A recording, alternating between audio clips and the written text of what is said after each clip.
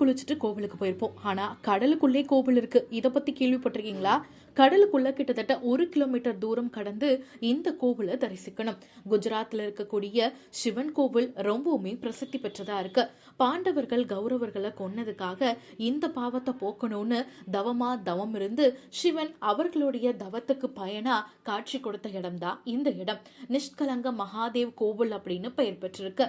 காலப்போக்கில் புயல், பூகம்பம், சுனாமின்னு கோவில் எல்லாம் அழிந்தாலும் இப்போ 5 சிவலிங்கம் மட்டும்தான் இருக்கு. மதியம் 3 மணி வரையும் கடல் அலை ரொம்பவுமே அதிகமா இருக்கும். அதுக்கு மேல மெல்ல மெல்ல குறையும் போது கடல் உள்வாங்க ஆரம்பிக்கும். அப்பதான் சிவலிங்கம் தெரிந்த உடனேயே பக்தர்கள் எல்லாரும் இங்க போய் சாமி கும்பிடுறாங்க. பக்கத்திலேயே பாண்டவ தீர்த்தமும் ஒண்ணு இருக்கு.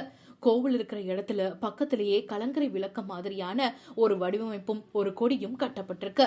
கடல் எப்போ உள்வாங்குதோ அப்பதான் இது தெரியும். இது தெரிஞ்ச பிறகு பக்தர்கள் எல்லாரும் அங்க போய் சிவனை வழிபடுறாங்க.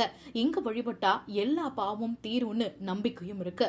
இந்த கோவிலை பத்தின உங்களுடைய கருத்துக்கள் என்னங்கறத மறக்காம கண்ணமா கூட பகிர்ந்துக்குங்க.